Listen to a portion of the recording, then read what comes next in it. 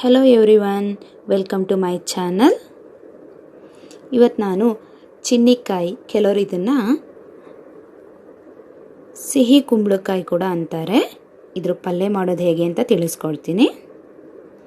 ಸಿಪ್ಪೆನ remove ಮಾಡಿ small ಪೀಸಾಗಿ ಹೆಚ್ಚಿಟ್ಕೊಂಡಿದ್ದೀನಿ. ತುಂಬ ಸ್ಮಾಲಾಗಿ piece ಆಗೋ ಹಾಗೆ ಹೆಚ್ಚಿಟ್ಕೊಳ್ಳಿ. ತುಂಬ ಟೇಸ್ಟಿಯಾಗಿ ಸಿಂಪಲ್ಲಾಗಿ ಇದನ್ನು ಹೇಗೆ ಪಲ್ಯ ಮಾಡೋದು ಅಂತ ನಾನು ನಿಮಗೆ ತಿಳಿಸ್ಕೊಡ್ತೀನಿ. ಒಗ್ಗರಣೆಗೆ ಬೇಕಾಗಿರುವಂಥ ಐಟಮ್ಗಳು: 1 ಟೊಮೊಟೊ, ಕೊತ್ತಂಬರಿ ಸೊಪ್ಪು, ಬೆಳ್ಳುಳ್ಳಿ, ಕರಿಬೇವು, ಹಸಿಮೆಣಸು,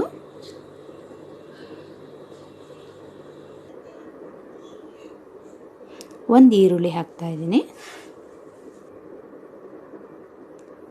ಮಾಡೋದು ಹೇಗೆ ಅಂತ ನೋಡೋಣ. ಒಂದು ತವದಲ್ಲಿ ನಾನು ಸ್ವಲ್ಪ ಎಣ್ಣೆ ಹಾಕ್ಕೊತಾ ಇದ್ದೀನಿ. ಎಣ್ಣೆ ಚೆನ್ನಾಗಿ ಕಾಯ್ತಾ ಇದೆ. ಇವಾಗ ಎಣ್ಣೆ ಚೆನ್ನಾಗಿ ಕಾಯ್ದ್ಮೇಲೆ 1 ಸ್ಪೂನು ಸಾಸಿವೆ, 1 ಸ್ಪೂನ್ ಜೀರಿಗೆ,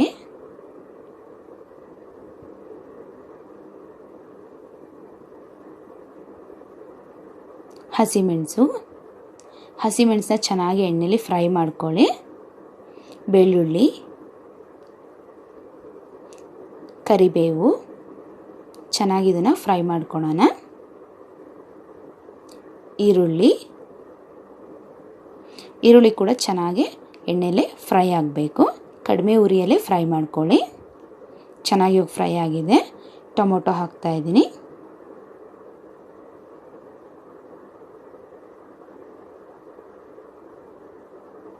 ಟೊಮೊಟೊ ಕೂಡ ಚೆನ್ನಾಗಿ ಫ್ರೈ ಆಗ್ತಾ ಇದೆ. 1 ಸ್ಪೂನ್ ಅರಿಶಿನ ಹಾಕಿದ್ದೀನಿ.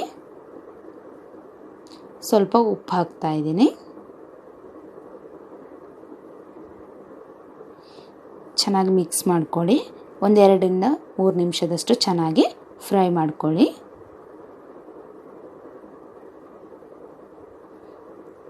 ನಾನಿವಾಗ ಚಿನ್ನಿಕಾಯಿನ ಹಾಕ್ಕೊತಾ ಇದ್ದೀನಿ. ನಾನೊಂದು 2 ರಿಂದ 3 ನಿಮಿಷದಷ್ಟು ಒಂದು ಅರ್ಧ ಕಪ್ಪು ನೀರು ಹಾಕಿ ಕಾಯಿನ ಬೇಯಿಸಿಟ್ಕೊಂಡಿದ್ದೀನಿ. ಬೇಯಿಸಿಟ್ಕೊಳೋದ್ರಿಂದ ಬೇಗನೆ ಪಲ್ಯನ ನಾವು ರೆಡಿ ಮಾಡ್ಕೋಬೋದು. ಚೆನ್ನಾಗಿ ಹೀಗೆ ಸ್ಮ್ಯಾಶ್ ಮಾಡ್ಕೊಳ್ಳಿ. ಅದು ಚೆನ್ನಾಗಿ ಬೆಂದಿದ್ರೆ ಮಾತ್ರ ಹೀಗೆ ಚೆನ್ನಾಗಿ ಸ್ಮ್ಯಾಶ್ ಆಗುತ್ತೆ. ಚೆನ್ನಾಗಿ 1-2 ನಿಮಿಷ ಬೇಯಿಸ್ಕೊಳ್ಳೋಣ. ಕೊತ್ತಂಬರಿ ಸೊಪ್ಪು ಚೆನ್ನಾಗಿ ಮಿಕ್ಸ್ ಮಾಡ್ಕೊಳ್ಳಿ. ಇವಾಗ 1-2 ರಿಂದ 3 ನಿಮಿಷ ಚೆನ್ನಾಗಿ ಬೇಯಿಸ್ಕೊಳ್ಳೋಣ. ಕಡಿಮೆ ಉರಿಯಲ್ಲೇ ಬೇಯಿಸ್ಕೊಳ್ಳಿ. ನಾನು 1-2 ಟೇಬಲ್ ಸ್ಪೂನಷ್ಟು ಬೆಲ್ಲ ಹಾಕ್ತಾಯಿದ್ದೀನಿ. ಸ್ವಲ್ಪ ಸ್ವೀಟಾಗಿದ್ದಷ್ಟು ತುಂಬ ಚೆನ್ನಾಗಿರುತ್ತೆ ಈ ಪಲ್ಯ. ನಿಮಗೆ ಜಾಸ್ತಿ ಸ್ವೀಟ್ ಬೇಕು ಅಂದರೆ ಜಾಸ್ತಿನೇ ನೀವು ಬೆಲ್ಲ ಹಾಕ್ಕೋಬೋದು. ಚೆನ್ನಾಗಿ ಮಿಕ್ಸ್ ಮಾಡಿ 1-2 ರಿಂದ 3 ನಿಮಿಷ ಚೆನ್ನಾಗಿ ಇದು ಬೇಯಲಿ. ಕೊನೆಯಲ್ಲಿ ನಾನು ಕಾಯಿ ತುರಿನ ಹಾಕ್ಕೊತಾ ಇದ್ದೀನಿ. ಚೆನ್ನಾಗಿ ಮಿಕ್ಸ್ ಮಾಡಿ ಇದನ್ನು ಕೂಡ 1-2 ರಿಂದ 3 ನಿಮಿಷ ಬೇಯಿಸ್ಕೊಳ್ಳಿ. ರುಚಿಯಾಗಿರುವ ಚಿನ್ನಿಕಾಯಿ ಪಲ್ಯ, ಸಿಹಿ ಕುಂಬಳಕಾಯಿ ಪಲ್ಯ ರೆಡಿಯಾಗಿದೆ. ತುಂಬ ಟೇಸ್ಟ್ ಕೂಡ ಚೆನ್ನಾಗಿರುತ್ತೆ. ಇಷ್ಟೇ ಸಿಂಪಲ್ಲಾಗಿ ಒಂದು 10 ನಿಮಿಷದಲ್ಲಿ ಈ ಪಲ್ಯನ ನಾವು ರೆಡಿ ಮಾಡ್ಕೋಬೋದು.